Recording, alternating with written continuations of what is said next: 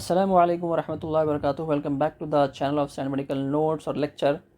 So, previous video we have discussed two clinical case scenario. One is of overt hypothyroidism and second was subclinical hypothyroidism. Today we'll discuss about hypothyroidism in pregnancy, meaning a lady was not hypothyroid before pregnancy but developed hypothyroidism in pregnancy. And second is about Myxedema Coma. So let's begin with the name of Almighty. Here is a patient, 20-year-old female, and she is in first trimester, that is 8 weeks of gestation. Her weight is 65 kgs, presenting with fatigue, cold intolerance, and constipation. And remember, these are non-specific symptoms, and these usually occur in any pregnant lady. So it is mandatory in India, at least, or it is a good practice that every pregnant lady who is diagnosed to be UPT, urine pregnancy test positive, should undergo screen for thyroid profile. Okay, otherwise we will miss this. Okay, so she is diagnosed with overt hypothyroidism in pregnancy. Her TSH is 14 and free T4 is low, so both things are there, so that's why it is overt hypothyroidism. And again, she is positive for anti-TPO, that means that suggests this is primary hypothyroidism, that is Hashimoto's thyroiditis. Okay, so what to remember, if we don't treat or if we miss the initial thyroid profile test in a pregnant lady, then what complications can happen? So she can abort, miscarriage, or she will be at high risk of preeclampsia. There is a risk of impaired fetal neurocognitive development, and there is a risk of preterm birth also. So one point to remember here is, in pregnancy, the thing which happens is, because the estrogen increases, there is increased thyroid binding globulin, which will bind more of free T4 and less free T4 will be free. So that's why there is increased requirement. And the second reason is the placenta has the enzyme type 3 deiodinase. So this will cleave the T3 to reverse T3 actually. So reverse T3 is inactive form of thyroid hormone. So that's why again the requirement increases in pregnancy. That's why screening of thyroid in any patient who is UPT positive, newly UPT positive, is very important. Now coming to our case, what's our goal? To normalize free T4 and TSH. Okay.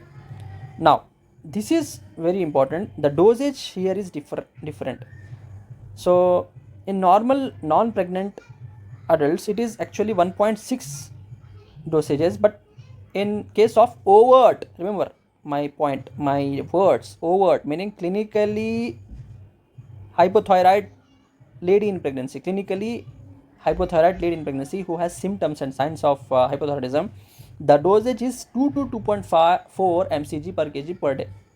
So in our case, she is 65 kgs, multiplied by 2, so it is 135 mcg per day. So you can round off it to 125 or 137, and we will start once daily therapy. Okay, for example, this lady presents with subclinical hypothyroidism, meaning TSH was raised but free T4 was normal. Then the dosage was not actually this 2 to 2.4, but it is rather 1.0 to 1.2, meaning 1 to 1.2 mcg per kg per day. So this is the difference in dosage in pregnancy itself. Okay, so the lady who is diagnosed as hypothyroidism in pregnancy, if she is clinically hypothyroid, then the dosage is 2 to 2.4, and she is not she is asymptomatic hypothyroid, meaning, or I can say subclinically hypothyroid, then the dosage is 1 to 1.2. Okay, now same thing, because these we can consider this with heart disease. If the lady has some heart disease like rheumatic heart disease, we should start with a low dose like 12.5 to 25 mcg. Okay, and in pregnancy we don't monitor every 6 weeks, we monitor every 4 weeks up to 5 months, then check once at 26 to 32 weeks. So that's the rule we should remember. Okay, now moving forwards, see here. So we should say counseling should be done, and because iron and calcium tablets are given in this iron these ladies, so we should consider about this 4-hour rule. Okay, now in the first, what we will do according to this. So in the first trimester, our goal is the TSH should be less than 2.4, and second trimester it should be less than 3. So now if the TSH is above the goal, okay, so increase the dose by 25 to 50, recheck in 4 weeks, okay, and verify compliance and timing with prenatal vitamins. If the TSH is at goal, maintain the current dose and recheck in 4 weeks. Okay, now how do you maintain? What is the maintenance dose here? Monitoring schedule, so every month should be monitored up to 5 months. Okay, then at least one we should check at this 26 to 30 weeks, because blood volume will be at its peak in pregnancy in these days, meaning 26 weeks to 32 weeks. That's why once we should check in this time, so that if there is if TSH increases, we can increase the titrate the dose. Okay, so one important clinical point to remember here is, it is common for T4 requirements to steadily increase in the first 5 months, meaning 20 weeks. Why? And this, the point to remember is, the dose increases mean your pregnancy is progressing normally and demanding more hormone, not that your thyroid is failing worse. Okay, because of the volume development in these pregnant ladies and the fetal development, the demand increases as the gestational age increases. That's why your dosage increases, and the monitoring is, that's why the monitoring is every 1 month till 5 months. Okay, so that we should remember. Okay, now, so that is the thing. And this lady is this is pregnancy induced hypothyroidism, PIH, pregnancy induced hypothyroidism. So what we should done, what should be done after delivery? Okay, immediate postpartum adjustment. After delivery of the placenta, hormone demands drop sharply. High pregnancy dose will now cause over treatment. So what we should do now, we should calculate by this formula: weight into 1.6 mcg per kg per day, whether the patient was pregnancy induced hypothyroidism or whether the patient was previously hypothyroid and became pregnant. Same rule applies to both. So you calculate by this, and now the dose is 100 mcg daily. Okay, now again we recheck at 6 weeks postpartum to ensure new baseline and dose is accurate.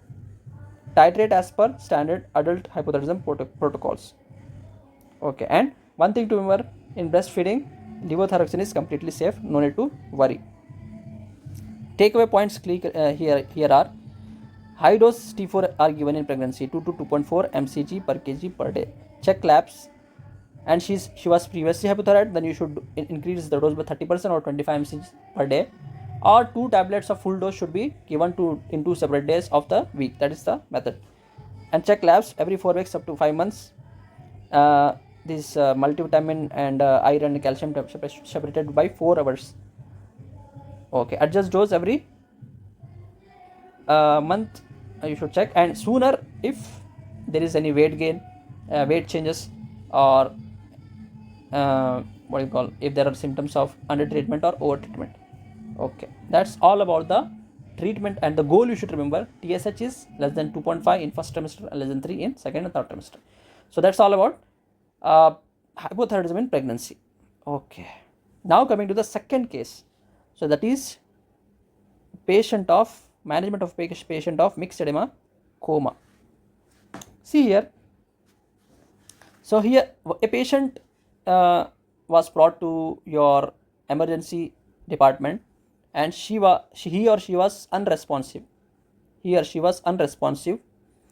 GC was the GCS of the patient was declined, and temperature was less than 35 degrees Celsius, that is what hypothermia, and there is bradycardia, there is hypotension, there is hypoventilation. When these type of things occur, we usually think one thing, that this can be a poisoning case, and that too sedative poisoning. Because in sedative poisoning, you see the same picture of like this: sedative poisoning, narcotic poisoning, same picture. But remember, I think this is a differentiating feature to differentiate from Myxedema Coma, where the temperature is less than 34 degrees Celsius. So this is not decreased by actually the sedatives, but other things you can see it will be same in patient who are having sedative poisoning. So that we should keep in mind. Okay, but here this is a case of Myxedema Coma. So common precedents will be a patient will be not diagnosed with hypothyroidism, or she was diagnosed and she was not on medications, and recently she or he may be developed a respiratory tract infection or some infection, or because of cold or some trauma or some sedatives also.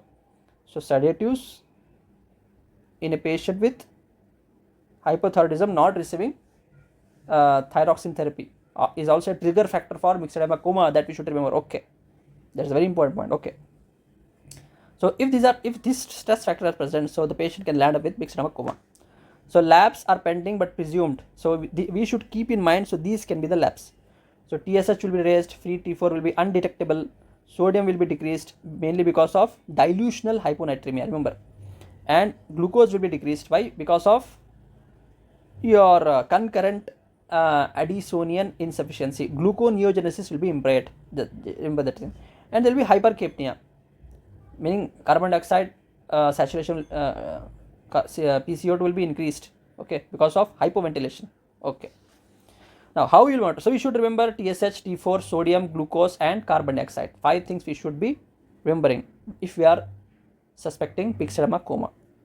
Okay, now emergency department, in first 2 hours what we should do? We should give supportive treatment. First, emergency support should be given. Patient should be intubated and given ventilation. Circulatory and metabolic support should be given, like she should receive IV fluids, and if required inotropes should also be given. She should receive either normal or hypertonic saline.